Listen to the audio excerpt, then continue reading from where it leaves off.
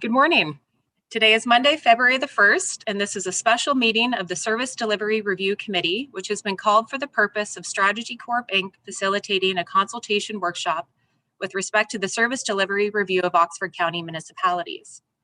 Strategy Corp was retained by the County of Oxford to facilitate workshops with each of the 8 area municipalities with respect to the service delivery review prepared by Watson and Associates economist dated April 30th, 2020. This meeting is being held electronically in accordance with Section 238, subsection 3.3 of the Municipal Act and Section 16.6.24 of the City of Woodstock Procedure Bylaw. An agenda of the meeting can be found on the Agenda, Meetings, and Minutes page of the City's website. The meeting is being live streamed to the City's YouTube channel, and a recording of this meeting is also being posted on the City's website following the meeting. The first order of business is to determine a chairperson for the committee. But Councillor Fraser has sent his regrets as he's unfortunately unable to participate this morning. So since we only have 2 members, I will ask if there's a volunteer to chair today. Yes, I'll volunteer. Connie Lauder, Councillor Lauder. Okay, thank you, Councillor Lauder. So I'll pass it over to you to continue with disclosure of conflicts of interest. Thank you. Thank you. Is there any disclosure of conflict of interest? Hearing none, we'll proceed with the meeting. It's for the Service Delivery Review Workshop. Now I'll pass it over to John Matheson and Michael Fenn to present the workshop. Thank you. Thank you, Madam Chair. Good morning, and thank you for convening this session. The clerk gave an excellent summary of why we're here. I'll just, if you permit me, I'll just add a bit. And I'm just going to share my screen here so that you can see the presentation. These were the materials that were circulated to you before. And they also, in addition to this document that's entitled the workbook, this is the cover page of it, I also provided you with a copy of the original Watson report, as well as a commentary by the area CAOs that was prepared in May of last year. The task that was given to us by County Council was to gauge the interest of councils that make up Oxford County in implementing service delivery recommendations from the report. And so for each, we've been asked to ask 4 questions, which really can be summarized as what would make this a good idea? What would make this a bad idea? Overall, is it something you'd be interested in? And do you have anything else to contribute on it? So it's really a sort of a straightforward assessment of interest. And just a word on our role, we were not retained to do an independent analysis of the recommendations. They were prepared by another firm and they've been analyzed by your officials. So it is not our role to comment on whether there ought to be interest in them or not. Our role is to facilitate a collection of your general views about the implementation of the recommendations. And in that regard, it's intended to be of assistance to county officials, because by gauging the interest of the various member municipalities, I think that the goal is to sort of identify what we often refer to as the low-hanging fruit, figure out what the opportunities are to move ahead. It's sort of understood that one of the most disappointing things in public administration is a report that winds up getting shelved. And I think the spirit of this is very much to try and seek opportunities, positive opportunities of things that could be done together. And a couple of really important points, though. Almost, I would say it's fair to say that none of the specific recommendations included in the Watson report, and similarly, none of the commentary by the CAOs would constitute the last word that you would need in order to be able to move ahead. And so our role is to facilitate your general views and interests based on your current familiarity with them. So because of that, no specific decisions are expected. In this regard, it's a little different from what one normally does, where you have a fully baked proposal in front of you and you analyze it to its fullest extent and make a decision. This is actually a much earlier step in the process of canvassing general interest. And I should also just emphasize that the premise of the workshop is that everything that we're discussing is focused on service delivery and not on governance. And so it's understood that any of these proposals for service delivery improvement are within the existing overarching governance framework. So that's the essence of the task at hand, but just to sort of put a finer point on it, I think what we're trying to do here, and it's worked pretty well in the other workshops that we've had, so you are in no respects the guinea pigs on this one. We've done this, I think, already in 6 of the area municipalities. If you think of it as coming up with some general principles that can help guide staff of all of the various Oxford municipalities, but particularly the county, in what kinds of proposals would be welcome to kind of get a sort of strategic level pre-clearance on where the interest level is. And if you think about statements like any service delivery proposal should at least deliver these benefits, or any service delivery proposal should respect these boundaries, that's the kind of thing that we're looking for, because that's what flows from what I already mentioned, that none of these things are necessarily developed to the extent that that we can get much more specific than that. But we will take all of your comments. We'll see if there's consensus. If there isn't, that's fine, because we will report a divided view. I mean, we're really just trying to gauge initial interest here. And over the course of the workshop, which is intended to be interactive, this is my friend, the virtual yellow sticky, and I will be taking real-time notes. I'll also be editing them afterwards for spelling. But the important point is I'm going to try and get down your general thoughts about things. If you think I've missed the gist of what you were trying to say, I would view it as a favor if you told me. It's not my job to put words in your mouth. It's really what I'm trying to do is accurately reflect what it is that you do think. And, sometimes the verbal communication isn't as reflective as what you might say if you were writing it out. So the job by the end is to get it so we do know what you think, and I will consider it not a correction, but actually you assisting me in doing my job if at any time you want me to adjust one of the yellow stickies that I'm working on. So unless there's any questions, we can proceed.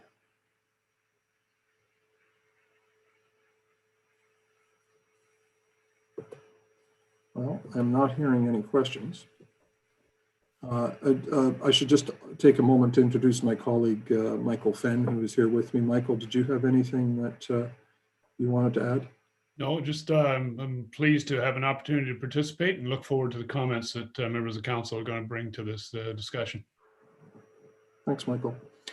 So diving right in, and I should say we've found that the task fits nicely inside 2 hours with relatively few members of council here today. It might go a little bit quicker, and I know no one is ever offended by a meeting moving more quickly than projected, but we'll try and move it along. So with that in mind, let me move to the next slide. This is by way of a bit of introduction to the task, but also a bit of a refresher on the contents of the Watson report. As you know, it contained 2 major buckets, if you will, of opportunities. Opportunities for outright cost saving and opportunities for service improvements. Of the cost saving opportunities, there were 5 that were offered an upside of greater than $40,000. There were also a considerable number of smaller initiatives that were smaller in nature. It's our intention to focus primarily on the 5 initiatives of greater than $40,000, just for sort of obvious reasons. There were also opportunities that weren't so much about savings, but that were either just about coordination that would not require additional investment, or coordination that, or sorry, opportunities for improvements that would require additional investment. The last category is the most difficult to deal with because they're literally spending proposals. You know, you could call them a wish list, or you could call them a needs list. But because they're about spending new money, they're in many respects the most difficult to deal with this in a kind of strategic level format that we have today, as opposed to having all the detailed business case. So we will tend to not focus on that one as much, and we'll put the main focus on the 5 initiatives of greater than $40,000. Now, jumping into those, there are 5 of them, as I said, and they account for 96% of the identified savings in the report. So from a point of view of the 80-20 rule, we actually exceed the 80-20 rule by 16%. Like if you were to just do these 5 things, you'd get 96% of the savings in the report, or at least have the opportunity to realize the vast majority of the report. So these really are the main areas of focus. And what I'll do is I'll go through each of the 5. I know you can read faster than I can talk, so I won't read these 5 at you, but we'll put an area of focus on each one of these 5. And for each, you probably noticed in the workbook that the slides are in pairs. And so for each, what I've done is I've introduced it with a extract from the joint CAO report from May of 2020. And again, this was sort of like a consensus report of all of the CAOs from the Oxford area, a snapshot of their views on things taken at that time in commentary on the Watson report. And then the second slide in each pair is a place for me to take your comments with the virtual yellow stickies. So I'll just dive in and we can see how the first one works. The roads and bridges was the subject of the first of the recommendations. As you can see, it offered savings in the sort of $50,000 to $150,000 range. It was meant to potentially be a benefit of all of the municipalities. The essence of this one was that there would be a detailed review of the service provisions for operations in regard to the maintenance of roads. And so what the CAOs commented on when they looked at it was they said, look, this is one of the bigger ones. People have talked about this in the past, and they described the recommendation as doing a detailed, specific study on the benefits of local municipalities, assuming the day-to-day maintenance and responsibilities of county roads within their jurisdiction. And then those duties would be transferred to the local municipality. They would be funded by the county levy and undertaken to county servicing standards. Now, at the capital side of the job, though, replacement and that sort of thing would remain under the care and control of the county. So this is literally about taking a look at whether moving from 2 sets of crews, maintaining roads, a county crew, and then an area local municipality crew, could be made more efficient by having it go to 1 crew in regard to the maintenance. And when the CIOs looked at this, they actually found favor with it, and that they recommended conducting the detailed review that would be necessary to build the specific business case for doing this. So it's a good one to start on because it's a meaningful sum of money, and it's about a transfer of service responsibility from the county to the area municipalities. So the questions I have for you really are, as anticipated, these basically are the 4 questions. What would make this look successful to you? What would make it look less interesting to you? Overall, does it seem like a good thing to do? And are there any other comments? And with that, I would open the floor to any initial comments that any of the members of council might have in regard to your thoughts on this. And I see Councillor Tate.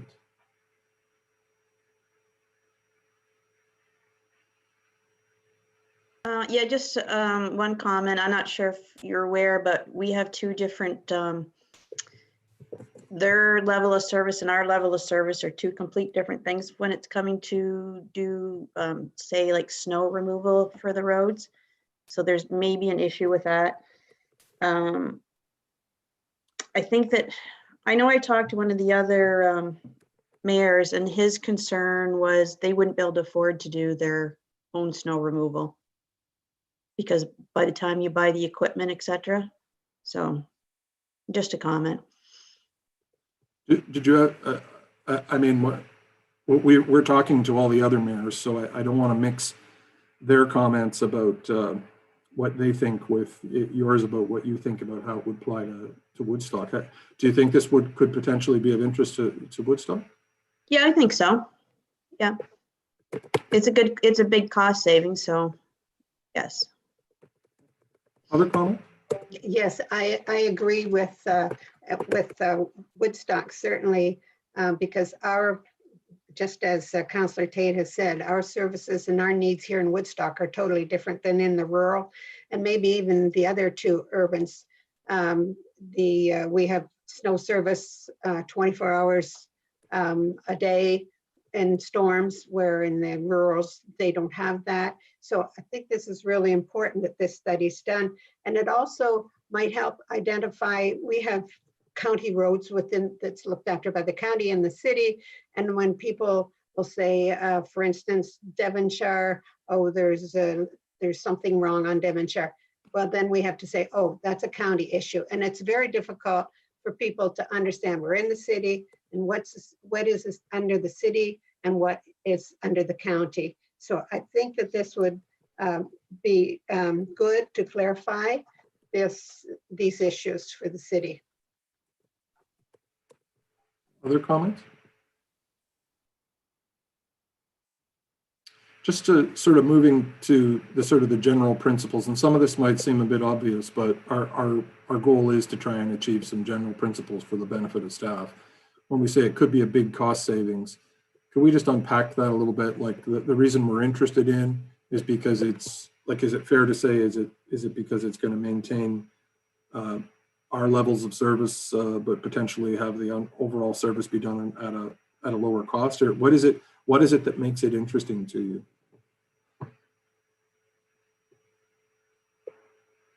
I think it's one thing is the identification of who's responsible for what within the city. And I don't know as the cost saving, because I haven't been in on any studies, and I think that's why we need the study to see is there a cost saving. So we need to. John, maybe I can jump in here. Our council hasn't seen the budget proposal for 2021 yet. We're still putting it together. It includes $20,000 to undertake this study.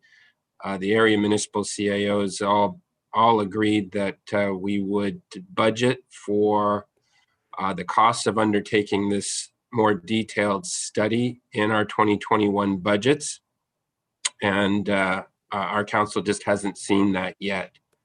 The idea would be that we would put all this money into one big pot, and the study would undertake a very detailed analysis of the scenario whereby the county delivery of maintenance services on county roads devolves to the area municipal level.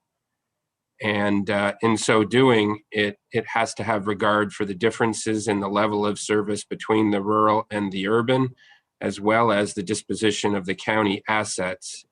And so it's a very, I think it's a complex, detailed study in order to get to the root of, is this going to result in either better service or lower cost for the taxpayer? So it remains to be seen. And in terms of funding, it also remains to be seen whether the recent announcement with the municipal modernization funding that came out at Roma last week could be an opportunity to find funding for undertaking that study. And are there any other elements of the evaluative criteria that you recall from that Woodstock, was that were important to Woodstock in thinking about that study? I mean, you were talking about overall cost benefit and maintenance of standards and that kind of thing, and disposition of county assets and respect for the different standards levels. Are there any other key criteria that are important? Nothing that comes to mind. I think to be fair in the analysis, though, the difficulty will be trying to get an apples to apples comparison where you're dealing with levels of service. And Councillor Lauder raised the snow clearing as just one example where Woodstock clears snow 24/7, and yet the county does not provide overnight winter maintenance services on its county roads. And so it makes the comparison of costs very difficult and requires more detailed study. So I can't think of anything further. You know, one of the other complicating factors is the assets. Who do the county assets go in this model? Where do the road patrol yards go? Which township takes ownership of them under this type of a scenario? So there's a lot of questions that need to be worked out. Assumptions need to be made in order to make the determination of whether or not this is good for the taxpayer. But I think on the surface, it's fairly intuitive to believe that there is value here where you have two road authorities with duplication of both vehicle assets as well as property assets in the form of road patrol yards for the rural roads, the local roads, and separately for the county roads. So intuitively, it seems to make sense that there should be savings and even potentially service improvements resulting from this type of an analysis. And can I just ask, does council or does Woodstock have a view as to right now whether there's a priority on the savings side or the service improvement side, or is it just a sort of a balanced interest in both? As I would say, sorry to interrupt you, David, but I would say as a counselor, it's important for savings, but as a counselor, I wouldn't vote for the savings if it gave up on service delivery. And our service delivery is excellent. So the concern is the level that the county may be doing. I would certainly agree there that this both the taxes, if we can save on taxes, but we can't just save on taxes to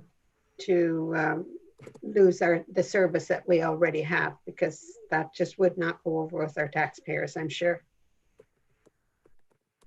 John, can I, it's Michael, can I go back to Councillor Lauder's previous comment about the calls that council members get from people, particularly during winter events?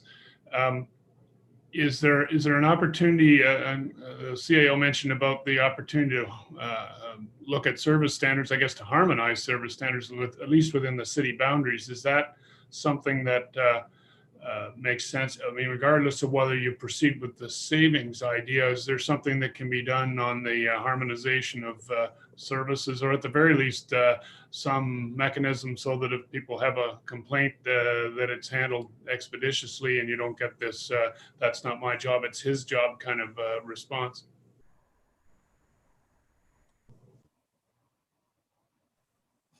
John, I think to answer that, most of the county roads within the city are maintained by the city. So this is actually in place in the city for the most part.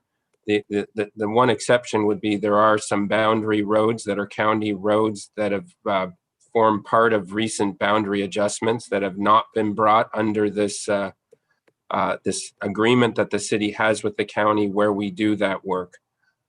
So this isn't necessarily something that is in the city. This is primarily being done now. It's just not being done everywhere else in the county.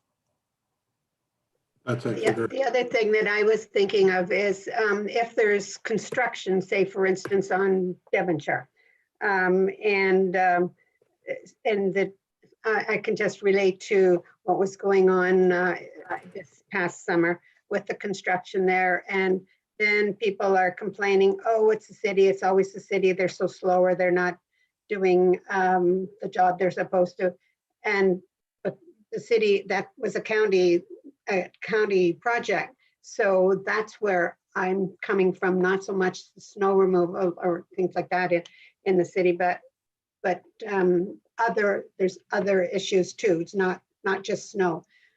So that's more of what I was relating to, or the potholes all down Van Sittard Ave or whatever. And then, oh, that's always the city's fault. But people don't realize that it's the county. So that's more where I was coming from. yeah.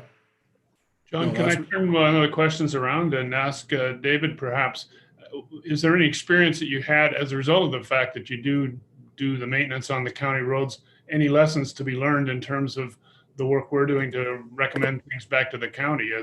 Do you have any issues over, the way in which costs are allocated, or the way in which standards are applied and things of that kind that would help us in giving advice back to the county about if you decide to go down this road, what kinds of things would be, things you've learned along the way in your experience that might be applied to others?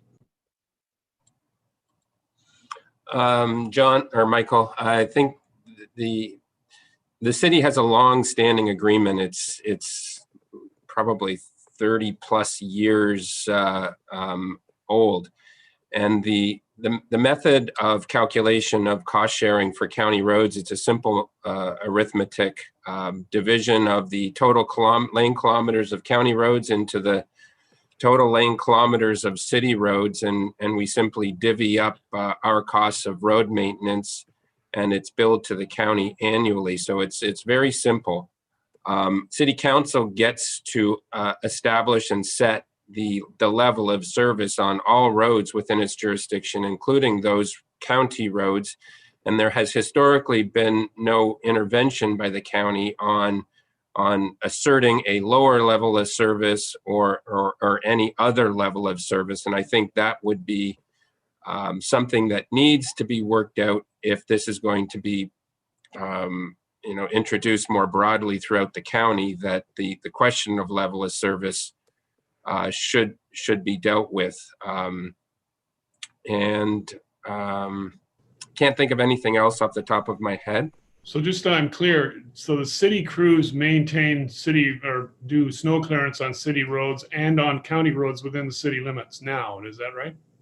Overnight? Yes. Overnight. Yes. Yes. And then there's some exceptions where, as I say, there are some boundary roads that where county roads have come within the jurisdiction of the city through boundary adjustments in recent years where they remain. There is some agreements where we have with the county where the county will plow certain city roads because it makes sense from a, instead of dead ending road runs, they will do some of our roads. So there is road clearing rationalization that happens as a matter of course between road superintendents. So that also happens and has always happened. And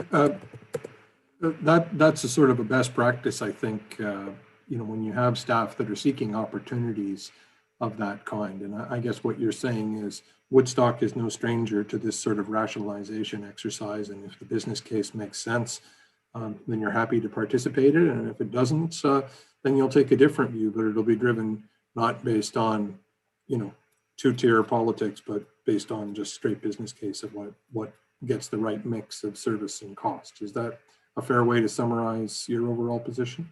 I think it would be from a staff perspective. I think it makes sense. The rural road departments have the staff and the equipment and the expertise to be able to deliver the same services they do on their local roads on county roads. The rural road departments, I think, could do with more staffing that would come if they had a greater responsibility for more roads within their jurisdiction. The road budgets within a rural township make up the majority of the budget of that township. And it's where the majority of their assets and their staff resource exist. And so if they are assuming more responsibility through a agreement with the county to do county roads, then that should bring them more resources that they have the ability to do other things within their service areas. Good. Any other questions on this one, Michael? Let's jump on to the second one, unless anyone else has any comments they want to make on this. This is really useful because what you've done is you've kind of given us your general principles, I think, about what would make for a good proposal. You know, it would be about a balance of savings or improvements. It would be business case driven. It would respect service delivery standards and really respect them, like really understand what makes sense. It would also respect existing labor department like staffing issues, and in some cases it might overburden, as I think Councillor Tate said, in some cases it might put a burden on a municipality without creating the volume that it would allow it to hire extra resources. In other cases, it might allow the consolidation of service might actually benefit the service delivery responsibility. And then I think this notion that with over 30 years of experience in this isn't something new, that you already have a track record of collaboration. It happens at the staff level. It's not surprising when it does. It's business case driven, and if there's more opportunities, we should pursue them. This is kind of what I'm hearing in general coming out of the conversation. Am I hitting any sour notes for you at all in that? Kind of, if it makes sense, we should do it. In a lot of cases, we already are. Oh, and I'm sorry. I don't think I emphasized enough the public confusion over who does what piece. Is that a pretty good summary of where we're at though for the first one? Because I think you may find that there's a fair bit of repetition as we go through the other proposals, and so getting the first one right saves all kinds of time on the other four. Yes, that's. I think that's a good summary of what we are looking at, and you're looking at for answers to this. So thank you on that summary. Yeah, I agree. This is probably the biggest one, so it's fine. Any other comments? Okay, let's jump on to the second one. The second one relates to two different ideas related to Parks and Rec. One is one that we will see throughout the rest of the report again and again and again, which is it's a coordinated purchasing or bulk purchasing or collaborative purchasing arrangement. And the other is a user fee cost recovery analysis. And so basically the consultants are saying you could save money by doing more bulk purchasing. And they're saying you're leaving some money on the table because you don't have harmonized user fees. So if we should probably split this into two different concepts. So the CAOs, when they considered it, they said, look, each municipality says is already largely doing their own user fee bylaws, and that they should continue to have their own regular master plan reviews, determine their levels of service, and determine their usual fees. And so that in regard to the fees, it was sort of, no, we're not so interested in coordinating them. Thank you very much. In regard to the purchasing, the observation from the CAOs was, well, look, we're already doing coordinated purchasing, and that each municipality should continue to do so and participate in coordinated purchasing on commonly required things when it matters, like when it seems to make sense. So perhaps I can ask you what you think about the bulk purchasing first, because bulk purchasing is laced through this whole report. And if we can get your basic principles on that, then we can, that'll save time through the rest of the analysis too. And then we can turn to the user fee question as a second thing. But any comment, are we in favor of bulk purchasing where it makes sense? Yes, I would be in favor of it. Definitely, if it makes sense to be able to do this. I really don't have any more comments on that. Yeah, it's a bit like going to Costco, I guess. If Yeah, you, I agree, but I don't think there's gonna be anything there for us, to be honest with you. I think this one is kind of a waste, but just my thoughts on it. and is that because you're already doing it? Oh, I'm sorry, you're on mute, Council. Sorry, we already do it as a municipality, so Are there any red flags about it? Because when we talk about it, purchasing, if it makes sense, and I hear you loud and clear that you may already be doing it as much as you can. But are there any red flags that help identify when it doesn't make sense?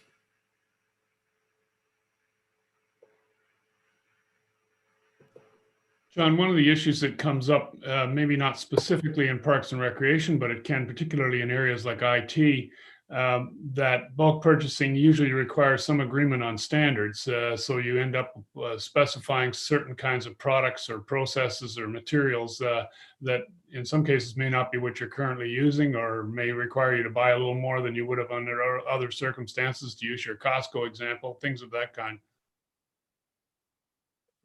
Any concerns that arise out of that? Or you were commenting on the difference in service standards between Woodstock and some of the other municipalities. Is that something you've bumped into on the purchasing side of things? I would think this is something maybe staff would comment on. I don't see it, but maybe staff could comment. Yeah, and I would say that that would be up to staff too, because we have so many facilities that the other municipalities don't have. Again, it's the same thing, that Woodstock being the largest urban. Like maybe we need different items for cleaning, or for the different facilities. So I think that certainly would be something that staff would be more attuned to than me commenting on that.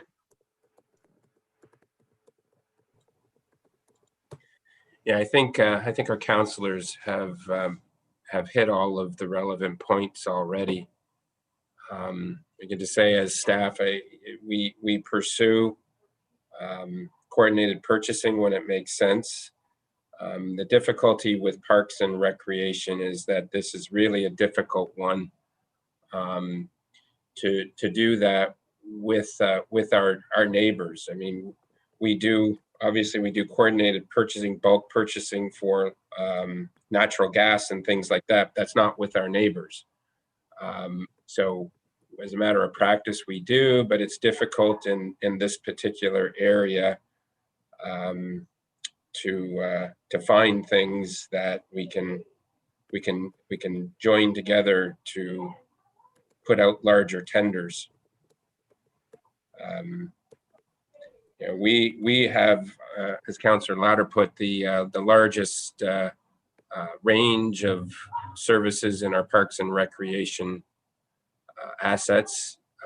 We offer, I'm fairly certain, we offer the broadest range of programming for recreation services as well.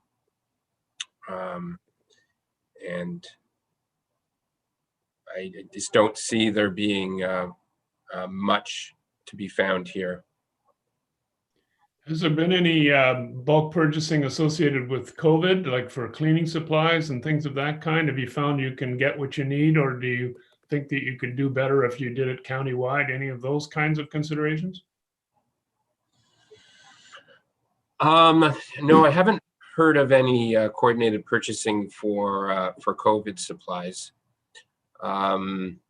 We haven't had any difficulty with accessing the PPE that we need.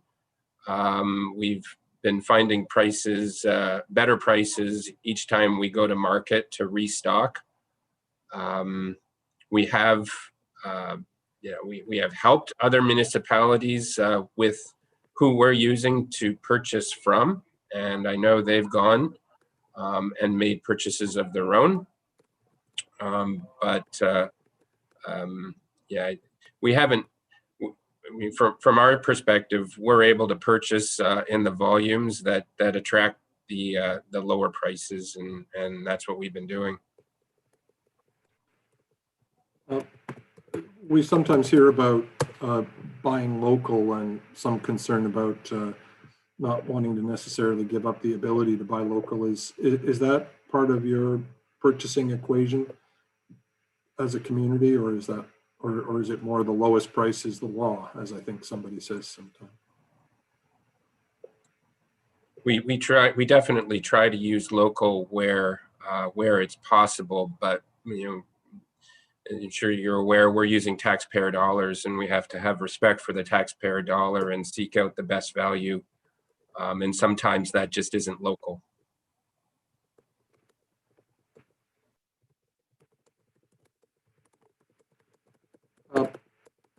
Can I ask then, any other comments on bulk purchase? Because it sounds like you've got that one well in hand.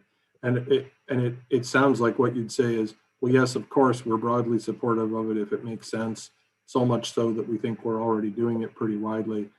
Presumably, if you found something else where it did make sense, you'd be all in for it. But you're not necessarily optimistic that there's a big pot of gold here because a lot of it's already being done. Is that a pretty good estimate of where you're at? Okay.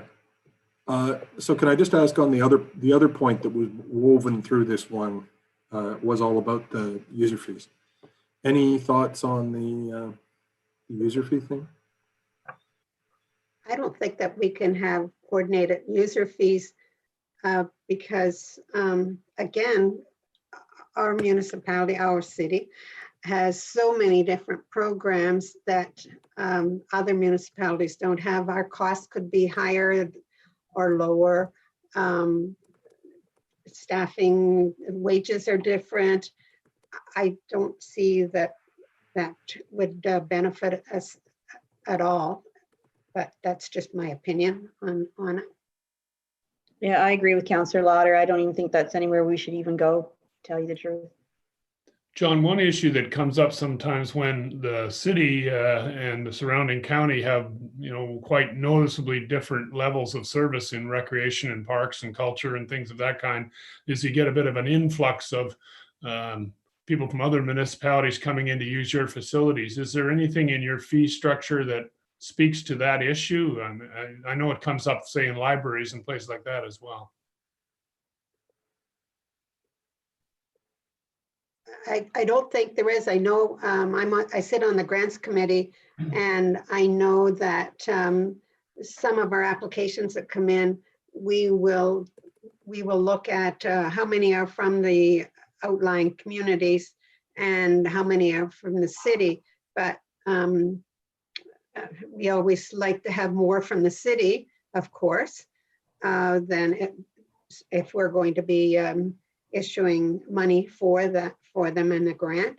So, but I don't think that I think maybe on some of the hockey and teams and the ice structure, and David, you can correct me if I'm wrong on this, that outside teams maybe pay more than teams from within.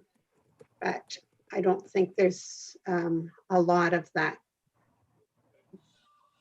Yes, John, we do use the affiliate and non-affiliate pricing structure for our user fees. So if somebody is booking, let's say, ice for an individual purpose, and they do not live in the city, they would pay a different price than if you were from the city. So that would be the non-affiliate. So there is some distinction between resident, non-resident. When you get into user groups like minor hockey and whatnot, what ends up happening is there's an assessment of whether or not that particular league is on balance from the community, from the city, or not. And if the majority of them of the registrants are from the city, they will get affiliate status and they will get lower the city pricing for the booking. And when it comes to the setting of user fees, the reality is that you have to have regard for the user fees of your neighboring municipalities. If you don't, what you end up having is the user groups will migrate to the cheapest facility, and then your facility gets booked up, and you now have a case on your hands where you have demand to build a second ice arena, which doesn't, certainly impacts the tax levy when you're building another ice arena. So you have to be competitive. When you set your user fees, you have to be outward looking, and not just into your neighboring municipalities, but into the neighboring cities that surround you. So Brantford and London, because user groups, sport groups will travel for the best price. You were so competitive on the operating costs that you got yourself into having to build a whole new arena is not necessarily a successful strategy. So I think that's a really good point. Okay. And then I guess the other point too, that we needn't quote the municipal act to each other, but since fees are meant to be cost recovery, it'd be pretty tough to harmonize without having due regard for the municipal act. So I think there's some issues there that are part of the wallpaper that has to be dealt with in this situation too. Any other comments on this one? Okay, well, I feel a bit like somebody who's running a book club who's already read the book 5 or 6 times and talking to some people who are new to it. The two big concepts in there, or the two biggest ideas, are just collaboration generally and specific collaboration around bulk purchasing. I think you'll find the others will move fairly quickly now. The solid waste management, this one is really another instance of bulk purchase. The first thing is a recommendation to consider combining contracts, and then, like the other one, there's a second separate piece. It was about reconsidering the fees associated with large item collection to try and manage the costs associated with having to go clean up stuff when people do improper dumping and all that kind of thing.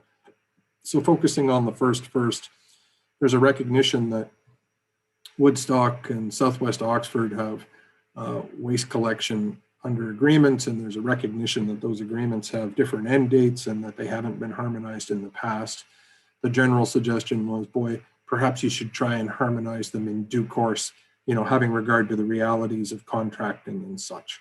And so that was the one concept. And, at a strategic level, it would be to move in the direction of harmonizing if and as possible. I don't think it was so crass as to say, or as to ignore the realities of existing contracts, but it was even to say, if we thought it was a good idea to move towards harmonization in due course, then we might plan for harmonization of contracts, if and as possible, even if that's 5 or 6 years down the road.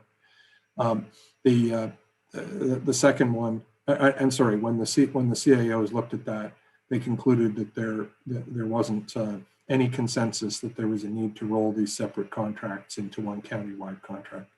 And then in regard to the bag tag system, the commentary on that said that the system of bag tag user pay along with the large article should be reviewed to identify potential for improvements to both systems, but there was no particular recommendation there.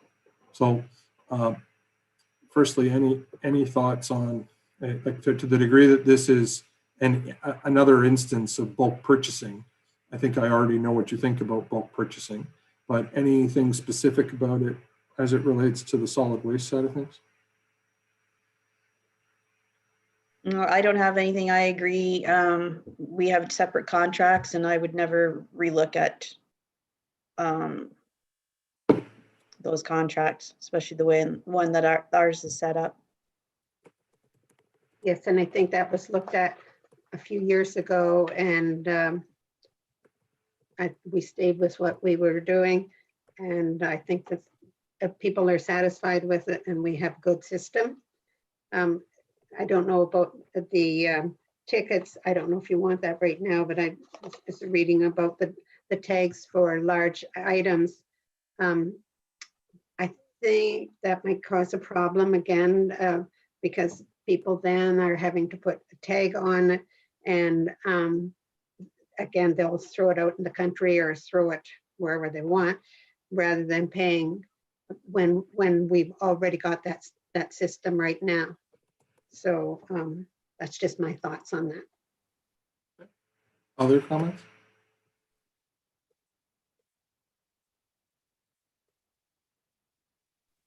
And when you ask about the pluses, I think that people just really, really like this environment, the depot that we have, and being able to take the recycling down to the James Street property.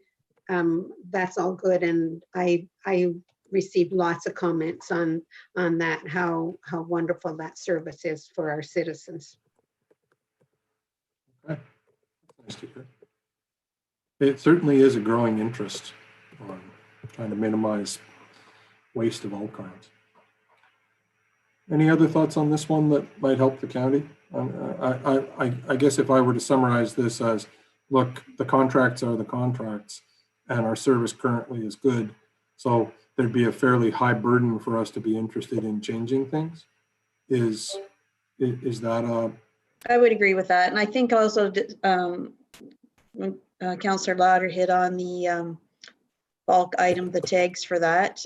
Then you've got administration costs and a change with that. So I agree. I don't see any cost savings there. Probably create more work. But I guess, is it also fair to say that, you know, Woodstock's always happy to listen to a business case, but right now this isn't one that you would view as being optimistic? Or yeah, I would agree with that. I will say we've always had a problem with the county with our waste collection, so I wouldn't even go there with them because we do it quite efficiently as it is. Their system maybe is not as efficient as ours, so I mean, obviously we would always be open to cost savings, but I can't see it. I would agree. I think if you think that's a pretty fair, we're always interested in a business case, but this is not the one to start on because people really like it. It works. If that's fair, I think that's nice, clear feedback to the county, and you know, the value of this is in, you know, deciding what's a great place to start that's productive and what's a place that just don't go there, like you put it, Councillor Tate. So. Yeah, to me, this is a non-issue with the county. And honestly, this whole process, even going back to the county, they're not going to listen to Woodstock anyways. We can put whatever we want in and they're still not going to listen to it. So I understand the process, but like this is a prime example. We have delivered it cheaper year after year, and they argue with us year after year. So.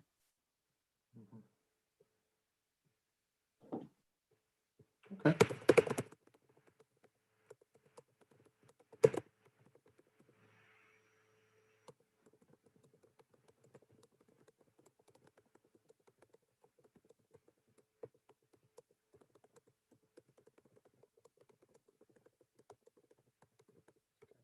Sorry, just catching up with ideas here. Don't want to have anything slip through our fingers.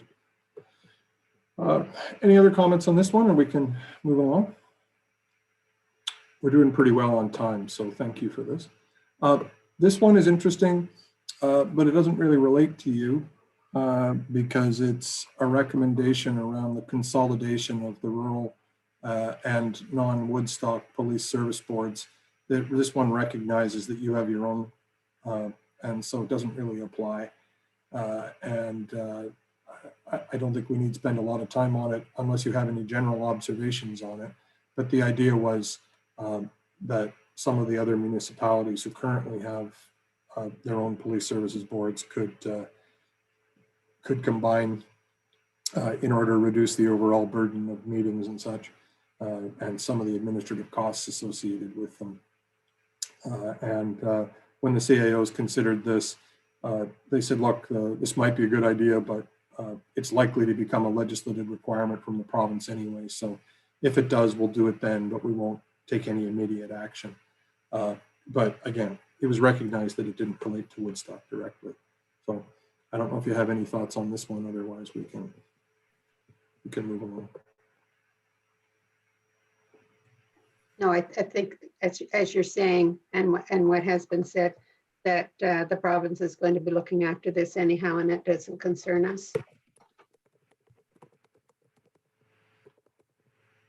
This may be the nicest, tightest answer I've had in 7 meetings so far. Look at that. Any other comments? Looks good.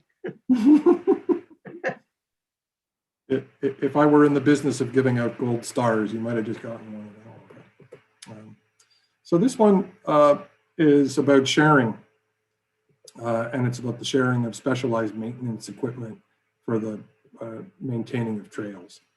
And when the CAOs discussed it, it was generally agreed that sharing is good, and that all municipalities should work towards sharing specialized equipment wherever possible to save funds and reduce duplication, and particularly in purchasing. So it's sort of like a cousin of shared procurement, except it's about sharing what you've already bought rather than collaborating at the time of purchase.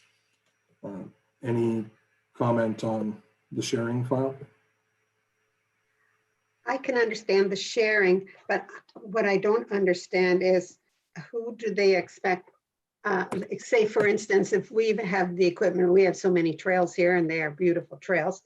And so we have the specialized equipment that the others may need, would like. And so then is the intent to lease it to them, or so that we're not just purchasing it and other ones can use it. I'm not just clear on what they're talking about here. Right. I do believe the purchase was, or sorry, the purpose was to have a sharing arrangement whereby there'd be appropriate chargeback. And I think appropriate chargeback would have to include not just the gasoline that it might have cost to run the machine, but also the wear and tear on the machine, and its depreciation that comes from a few more hours of being operated. Okay, that clarifies that. And if it works for them, and if it works for our staff, then and if there's a saving somewhere, then I guess it's okay. But it's really up to our staff too, I think. Go To what ahead. extent are your trails even city trails? I mean, the Conservation Authority or volunteer groups or other people maintain any of the physical infrastructure? It's fine. If there's anyone maintaining them, it would be some of the upper Thames, but David, you can step in here again. I think we are doing all our own trails, but please say if I'm wrong, David. No, you're correct, Councillor Lauder. The trails are maintained by city staff. The trails that are located in some cases on the Conservation Authority land, we have an agreement for the South Shore Trail with the Conservation Authority where they will do the basic maintenance, but we do all of the capital improvements to those trails. The remainder of all of the trails in the city are both capital as well as operating maintenance done by city forces exclusively. David, I just wonder if I could ask, is it a general thing that Woodstock already does, that you've got positive staff relationships with your neighbors and where there's appropriate sharing? Is that something that already goes on? Yeah, John, absolutely. It's not just in trails. I mean, it happens. Woodstock has a Vector truck Norwich will need a Vector truck to clear a plug culvert, they call us. We share it. You know, Woodstock has street sweepers that others will call, sometimes needing use of. You know, a recent example last year is Woodstock needed help with a fire apparatus and brought in Ingersoll for a fire that occurred last year, and Ingersoll shared their fire apparatus with Woodstock. And so this has gone on forever, but it's been in an informal way. And the CAOs have been talking about formalizing that in the form of an agreement. And so that conversation's begun, so that it's I guess it's a little bit more transparent than the way we've done things in the past. So that would lead more to the chargeback kind of concept as opposed Right. to just sharing it out of the goodness of your heart.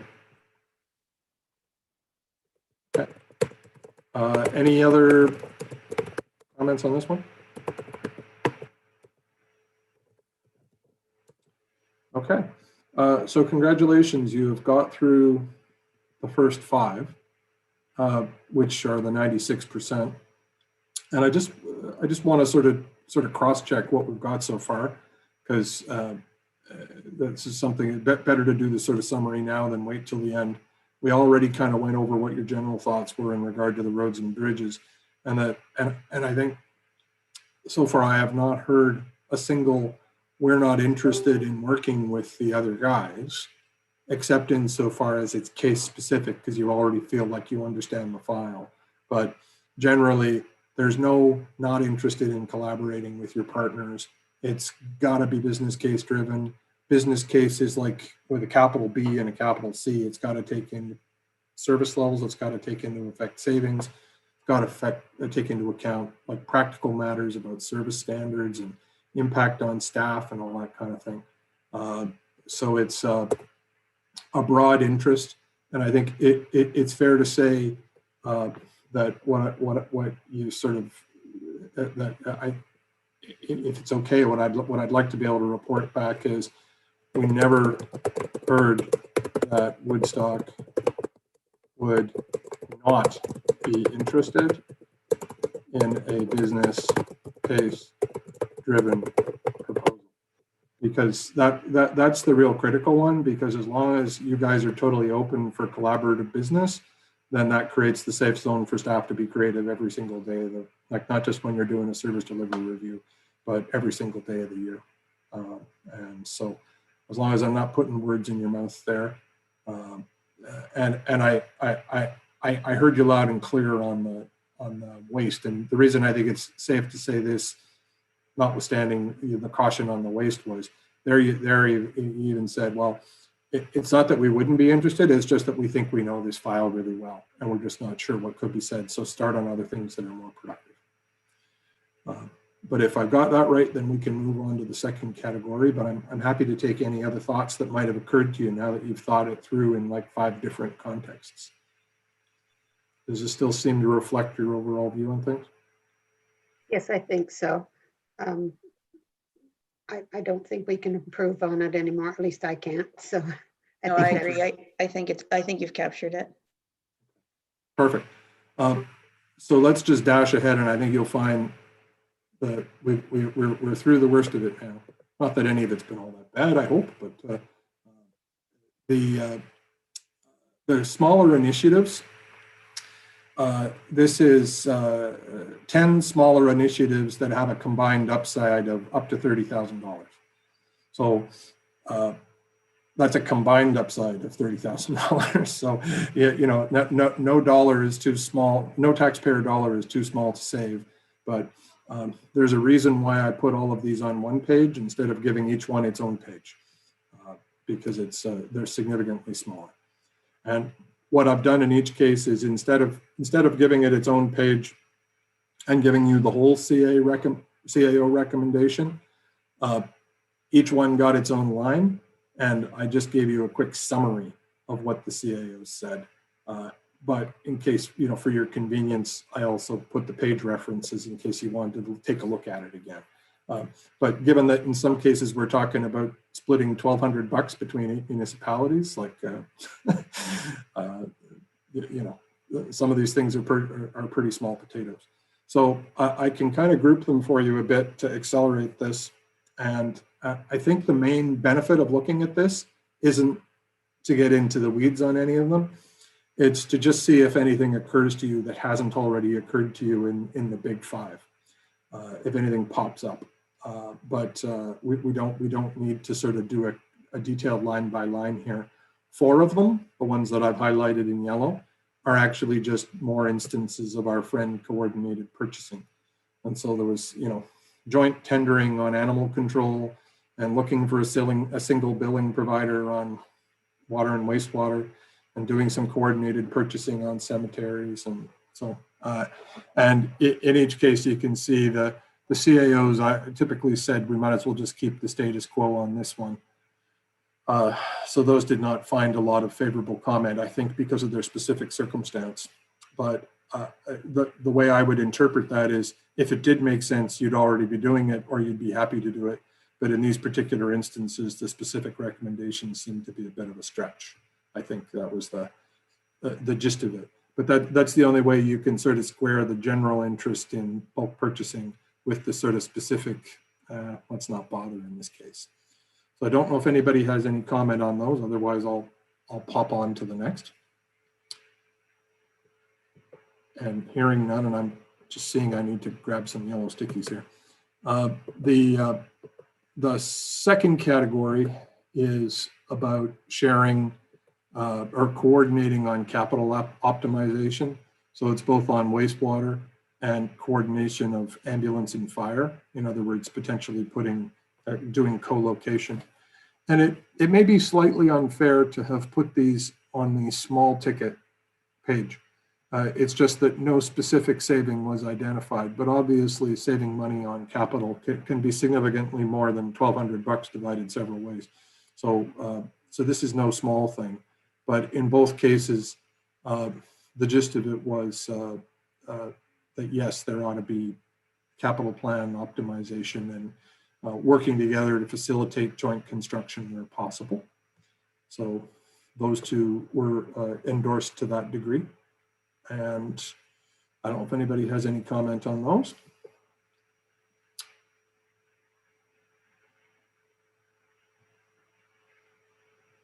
The third category, this one's a little more interesting, insofar as this is about land use planning.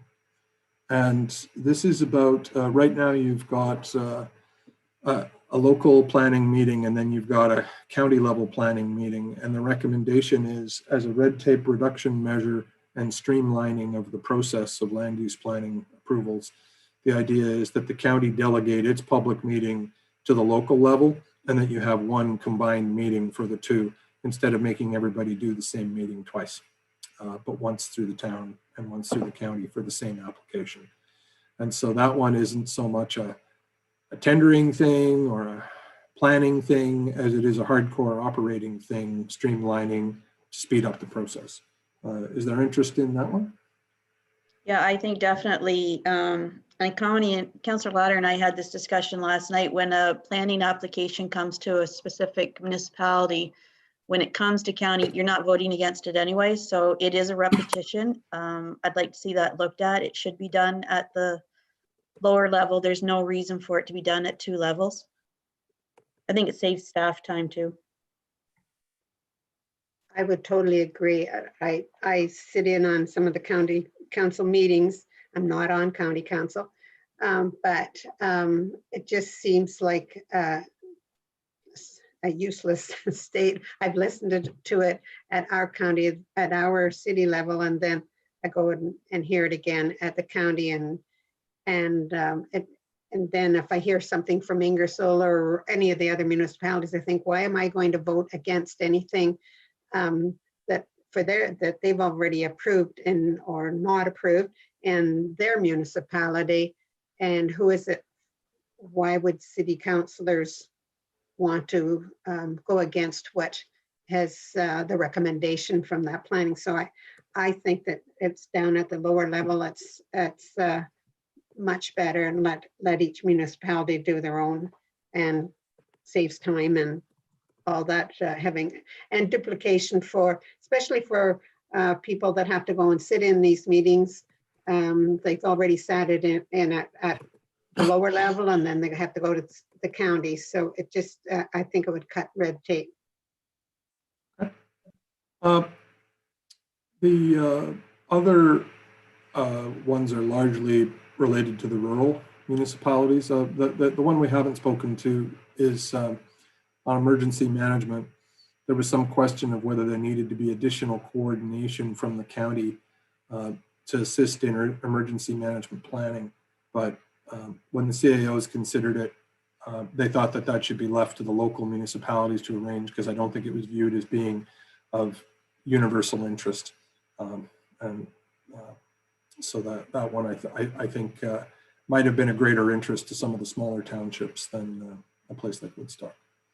And I should just invite David. I don't want to do injustice to any of these recommendations, David, if you think any of them are worth calling out more specifically, but we were just trying to group them in a way that was time efficient, given that they're relatively modest in size and yield and such, and to some degree are repetitive of concepts we've already discussed. But is there anything here that you think should be called out that we haven't? John, there was in the joint purchase of IT services for building, there's an underlying issue there where a few years ago, the county decided to buy the Amanda business software. And Amanda is primarily a building department business process software. The county made the decision to buy it and then offered to make it available to area municipalities if they so chose to use it, proposing that they would fund this through the county levy, and we would simply all pay for it through the county levy, whether we use it or not. So there was no formal request of the area municipalities as to whether or not they had interest in this. It was simply a decision of county to move forward with it. But the city has since moved forward with switching to the use of Amanda. But Amanda is a very costly, it's definitely a Cadillac solution for building department business process management. And as you know, building any costs associated with the delivery of building department services is supposed to be funded by the building permit fee revenue. And that's simply not the case here. The county levy is paying to support the costs of Amanda, when in my belief, it should be the area municipalities through their building permit revenue should be paying for that cost. And so I think what the county should be doing here is saying, if you want to use this system, here's your share of the cost. You should make that part of your building permit fee calculations, because you need to forward this amount of money to the county, and it needs to come off the tax levy. That may cause some municipalities to get off of Amanda because it might be a frightfully big bill every year. But that's the way building department costs are supposed to be funded, not by the taxpayer, but by the user. That's really interesting. And like you say, there is a way to have the cost be recovered, but it would need to be done differently than it's currently being done now. And that could transform this into a more significant saving if the county's currently bearing a fairly significant cost. And the only other thing, and it really didn't get picked up in the study, is the city is a operator of the linear assets for water and wastewater. So the county is the owner of those assets, but under contract agreement, the city maintains all of these linear assets, and for a variety of reasons, that's worked well for us since restructuring. We've basically been responsible for these linear assets. And we have a contract with the county and it works well. But recently and more recently, we're bumping up against level of service friction with the county, where we have maintained these services, the water mains specifically, to a very high standard. And now we're being asked by the county to reduce those standards. And it causes difficulties because that's not the way that we've managed. And an example is the frequency of the exercising of water valves. We're able to maintain a frequency of like every 16 months, we can get to every valve and exercise it. Where the county maintains the water system outside the city, their frequency is probably on the order of 4 years. We don't believe 4 years is appropriate. We think that the system here in the city needs to be maintained to a higher standard. And so it's just a little bit of a friction point that we're starting to see where the county wants to influence service standards that would be lower than what we have done in the past. I'm just wondering, is that point of principle that you mentioned with the Amanda an important enough one that it kind of should be promoted up here to the bridges one, which I've been sort of using as a summary page? Would it be appropriate to say one of the things that we need to do is that we need to ensure measures assign costs where appropriate on user pay rather than, I'm just going to say it colloquially right now, bury them in the levy? Is that an important enough thing to call it a general principle? Because the benefit of these slides that we've just been in down here, I think, is they get us thinking about other sort of weird examples. And David's just shared two really interesting points of friction. I think you've already got the questions of level of service principle built in here, but is this assignment of costs to user pay where appropriate another general principle, or am I putting words in your mouth? No, I'm not sure I understand what your point is making here. Definitely user pay systems are different in my mind than services that are supported by the levy. The point I'm making is you'd be happy to collaborate as in the Amanda circumstance, but if the county's going to set up something that you're collaborating on, better make sure you get the accounting right. Right? Right. That's what I meant. Sorry if my language isn't transparent enough. that's a good example of, okay, good try. Let's try a different yellow sticky here. How about collaboration measures need to assign costs appropriately, e.g. Amanda example should be user fee driven, not levy driven. Is that better? Right. Good. John, if I could, I think David made 2 points and just want to make sure we got them both. The first is the well-established practice that as much as we can, we should have things that are otherwise going to be on the property tax base move to a user charge fee or some other rate-based budget or something of that kind as a general practice. That's is better accountability to the taxpayer. Then the other comment he made was that the decision about adopting that software needs to be reflective of the fact that because it's a shared jurisdiction, that both sides need to agree to the reform, I guess, if you want to put it that way. Now I'm not as familiar with the Amanda system as he is, but I think it does go beyond building functions into things like rezonings and things of that kind, but I'm just not sure whether we got your whole point there, David. So I just wanted to clarify that. Yeah, you're right, Michael. There was a process in my mind that was missed in terms of collaborating with the area municipalities.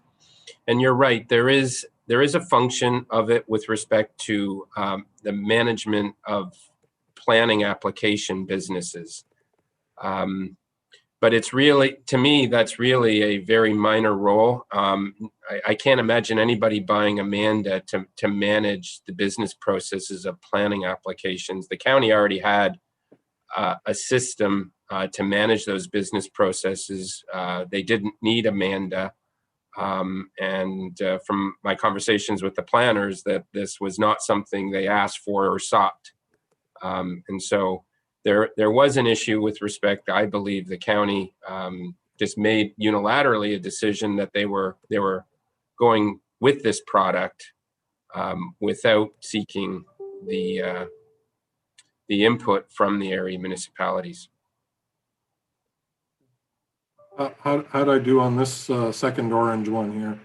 I've tried to sort of capture that as there needs to be collaborative decision-making around standards and tools. So for example, decisions about adoption of software in areas of shared jurisdiction need to be done collaboratively, or shouldn't be done unilaterally, that kind of thing. So let me dive back down. That covers us off on this page. And so now we're into the two last pages. These are service improvements. The first bucket is service improvements not requiring additional investment. So these, a lot of them come under the heading of, fairly simple areas of increased collaboration, and we can just take a look at them together while I grab some yellow stickies here. And again, David, I'll invite you to comment on some of these, because in a lot of cases, again, they're relatively small. There's one here relating to standardization of fees, which the CAOs, their comment was similar to previous comments we've seen on user fees. It's that, okay, well, we're going to continue to set fees as per the municipal act on a cost recovery basis. So that one didn't find favor. This next one was about implementation in building services. And the CAO commentary on it was that the CBOs should continue to meet to discuss common approaches across all of Oxford. So this is just people who collaborate should continue to do so. On emergency management, this one here relates to county emergency management coordinator's role, and it's to clarify the role of the county emergency coordinator and potentially move it to full-time if it could assist in coordination of local activities. So maybe I'll pause after those first three and see if anyone has any takers, but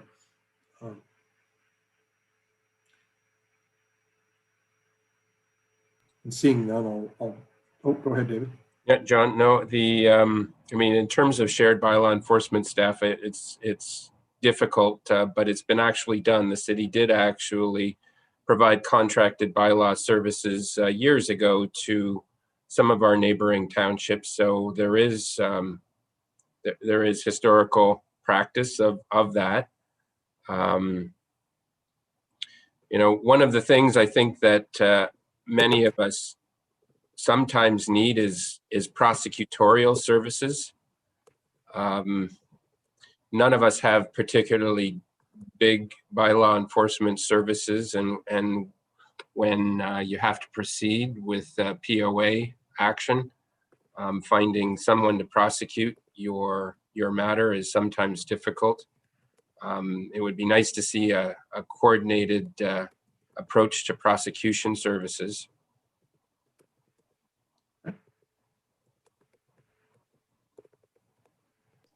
David, would that be like a contracted law firm, or would it be some member of, say, your city solicitor doing it on behalf of other people, or what were your thinking on that? At times we will use city solicitor, but it's a very expensive approach, and we do whatever we can to avoid that. It would be a contract law firm or paralegal in some cases.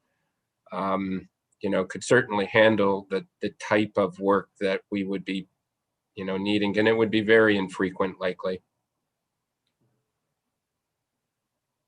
I'll jump on to the next three. This one may be of interest.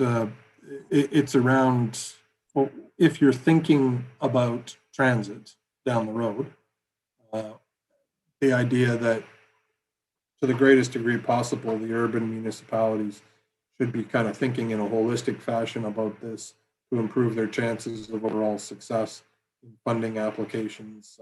But there should be, a degree of coordination in terms of that kind of thinking. I know that can be kind of far down the road, but it seems relatively straightforward that being coordinated is better than not being coordinated. So, David, you may have a greater insight into that one. Yeah, this one has actually been a recent flashpoint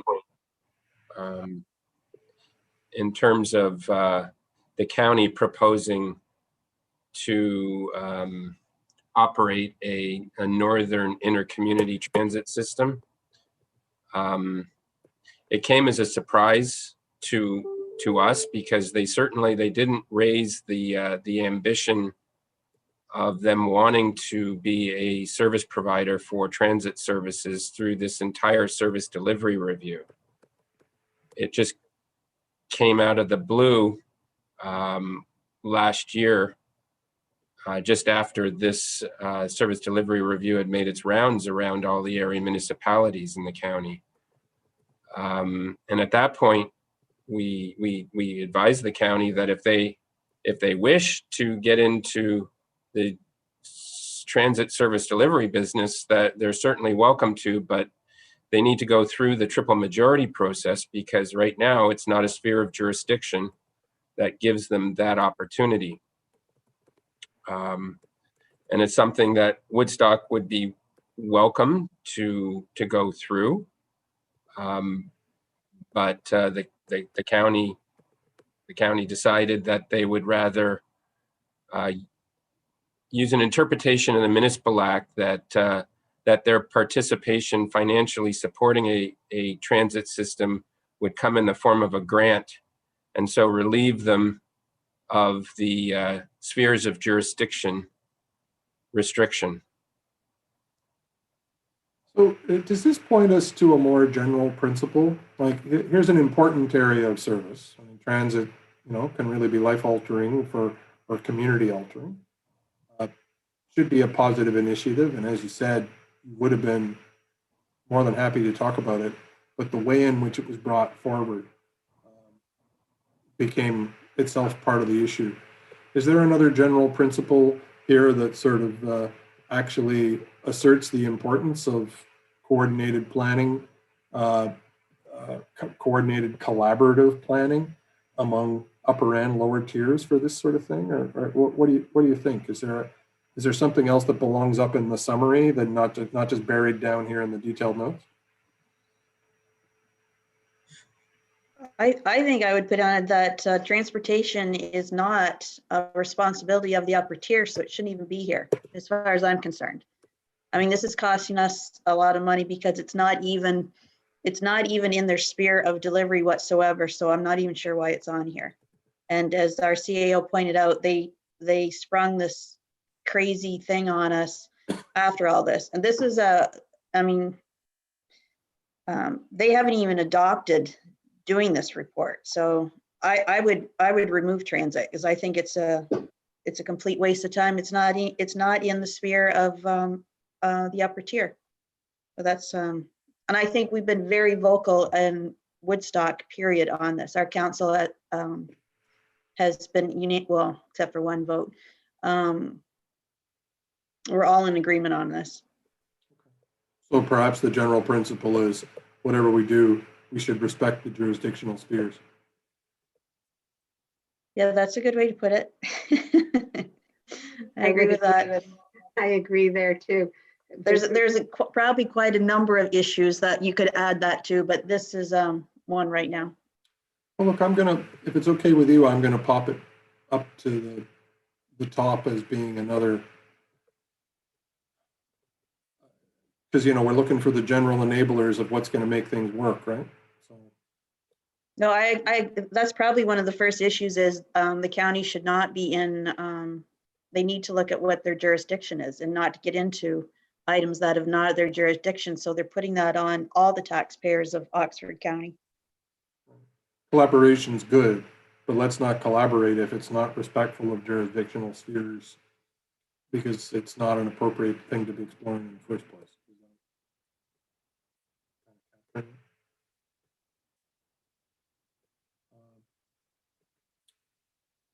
So there's a few more here. Happy to take your comments on them, and I can just take you through them. On water, development of a procedure for changes to the water system. The recommendation there was to continue ongoing discussions. Again, David may know the backstory on some of these things in a way that we don't. So, you know, we don't need to delve into all of them, but David, if there's anything here that triggers more useful commentary that belongs kind of in our general principles, then by all means, it adds a lot of value to have you to share that in. They're on stormwater management, ponds, maintenance. This is, you know, predominantly a rural matter and was recommended by the CAOs to treat it as such.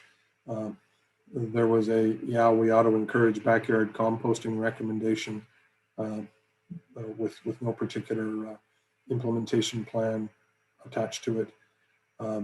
Another rural one in regard to municipal drains.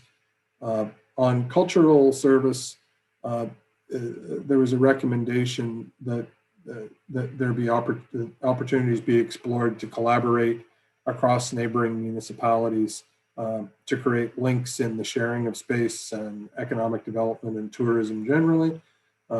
And that municipalities, CAOs concluded that municipalities should work together on matters, you know, I think where they see fit. So it was a recommendation of collaboration there among willing partners. Similarly with trails, that municipalities work cooperatively around maintenance of trails. But again, I think that was people participate based on their willingness to participate. The economic development one is interesting. It's to establish and share investment leads. And the recommendation from the CAOs was that where there's benefit to all, that the municipalities should collaborate and work together. I don't know if there's any comment on any of those ones I just kind of whipped through, but happy to take it if it's triggered any thoughts with you. The one I was thinking about on the backyard composting, again, that's okay in the rural areas or small villages in the areas where they have maybe larger lots, but in the city of Woodstock, to have backyard composting brings vermin and unwanted animals in from wherever, the country or wherever. So I don't see is that something that we can have in Woodstock, but that's my opinion on that topic. And John, maybe just to add some more to what Councillor Lauders indicated, the backyard composting is definitely the cheapest diversion that we can hope to get. But as Councillor Lauder indicates, it's urban environment with the much more dense population. It makes it difficult. In some cases, not everybody has this opportunity. And Woodstock, I think, is the only municipality in the county under the recent provincial new rules that will be required to actually implement a greenway system. I don't think we hit the threshold necessarily for curbside, but we need to have a service where residents can get rid of greenway separately from their just regular garbage. I'm not sure there's any real way to do that other than a curbside delivery of service. So it's something that we have to be starting to look into. I think it's within the next 5 years we're required to roll out this service enhancement. So it's just in the very initial stages. So we are, I think, different from the other municipalities in the county in this regard. Any other comments, David? I whipped through a whole bunch there. Fine if there's not. But. No. So the last page is in many respects the most challenging to talk about. These are opportunities for service improvement, but they actually require additional investment. And so these are ones where, they could be great ideas, but they would normally go through a detailed budgeting process. And so we sort of present them for completeness, but without any great expectation that it goes anywhere, because we understand there's a very disciplined process for dealing with things like this. And people don't make $500,000 expenditures on the basis of a couple of bullet points on a slide. So it's really just to sort of see if there's anything that is of particular interest, I guess. I would also just make one apology. In order to protect our eyes, I combined two columns that would normally be separate. The reason why one-time capital cost and 75,000, and this is the same 75,000 down here. The reason it's in one column with all the operating cost savings, expenditures, is just because that way I could make it one column, and that way it would fit on the page instead of two. So I didn't mean to obscure the difference between annual costs and one-time costs. It's just there's only one. This is it, and then it's down here again. The others are annual costs. And as you can see, the first relates to a common system for road notifications on the 511 system, and the recommendation from the CAOs was that all municipalities participate in the 511 system. The second one relates to the countywide voice over internet protocol system, and the recommendation was that municipalities that are not in it join when it makes sense to them. There's a recommendation around additional fire inspectors, and you can see it's quite a range in terms of the number of inspectors that they'd be looking at. This one doesn't really apply to you, but the recommendation of the CAOs was that this be done locally, collaboratively if possible. In regard to the roads, bridges file, again, there was a recommendation that a standardized boundary agreement be put in place. This one did meet favor from the CAOs that yes, there should be a template boundary road agreement. There was a recommendation around cemeteries that some collective work be done around transfer reserves. And this was not recommended by CAOs.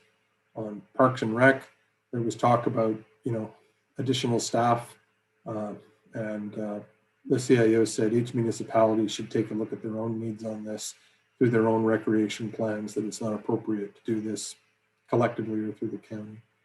The libraries one was interesting. It recommended the integrating of systems between the county and the Woodstock Library, relatively small expenditure. And the CAOs recommended that this be shared with the library boards for their consideration. And then finally, there was a recommendation around additional resources at the county to support the planning process in order to allow it to be able to work more at the expected pace of decision making and business that proponents would have, rather than, I guess there's a notion here that it wasn't moving quickly enough. And so you can see there was a fairly wide estimate of the amount of resources that might be needed to improve that. That would represent quite a range in the number of actual personnel. So those initiatives were all things that were identified by the study, but don't know if anybody has any specific comments on them, but obviously they're relatively sketchy proposals relative to the dollars involved, and so one would expect to see those things come through in the normal course. Just make a comment on the libraries. Both Councillor Tate and I sit on the library board, and that was brought up at our library board, and it was voted on that we would just remain the same. We didn't want anything to change for the Woodstock Library Board. All right, that's actually good to know. I hadn't heard that yet.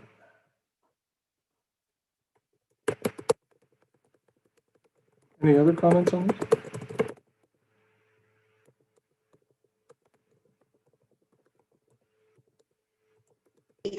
this? Just for clarification, on the fire and additional fire inspectors, that does not relate to anything, and like you're saying here, for Blenheim, Esor, Tavistock, so on. So we would not be participating in anything to do with additional fire inspectors. Is that? That's right. And in fact, the CAO recommendation was, if you need this, look at it yourself. Yeah. Thank you. Great. Well, you have been very patient and very efficient. And as a result, you've gotten through a little bit early here. I think we've done a good job of kind of summarizing as we go. And so what I will just do is bring this back up and see if there's anything else that's come to mind. But otherwise, I know you've looked at it already with you to summarizing it a couple of times, and so I won't belabor the point. I think what you're telling Michael and me to report back to the county is that Woodstock's got a great history of being a partner in collaboration, that it's done so for years, both formally and informally. Always interested in ideas that are business case driven. But that being said, would prefer to focus on the most promising as opposed to just endlessly reviewing things that have already been considered. That it's not just about savings, it's about service.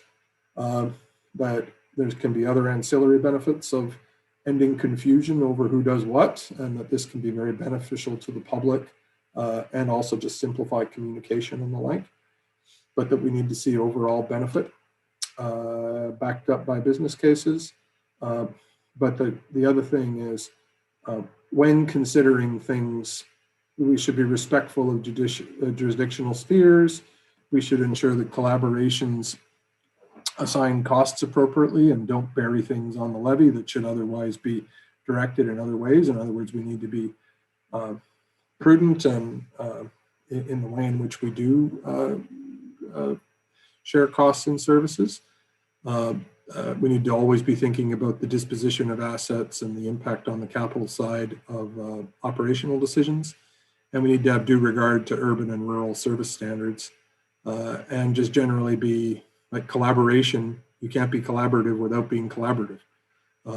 And so if you're going to collaborate and get the right people around the table before making a decision. Collaboration isn't making a unilateral decision and then expecting other people to implement it over time.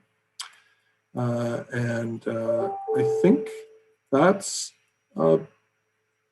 the summary that I would take away from what you had to tell us that we would be reporting out on, other than the sort of specific things that are, related to the specific proposals. But does that seem like a fair summary of what we learned from you today?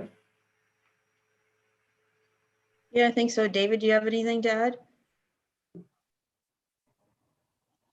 No, I think that's good. I agree. Okay. Well, Madam Chair, I am pleased to give you 18 minutes back. Oh, that's wonderful. I can get out for my walk now. And so I just want to, I think this has been a very worthwhile exercise. I think that we've stated our position, and I want to thank David for stepping in and helping us out on some of the background and history of some of these issues. And I want to thank John and Michael for putting this workshop together. And John, I just had to tell you, my maiden name is Matheson. So anyhow, if there isn't anything else, I will ask for an adjournment. And I guess there's just the two of us, so we'll adjourn. Thank you ever so much.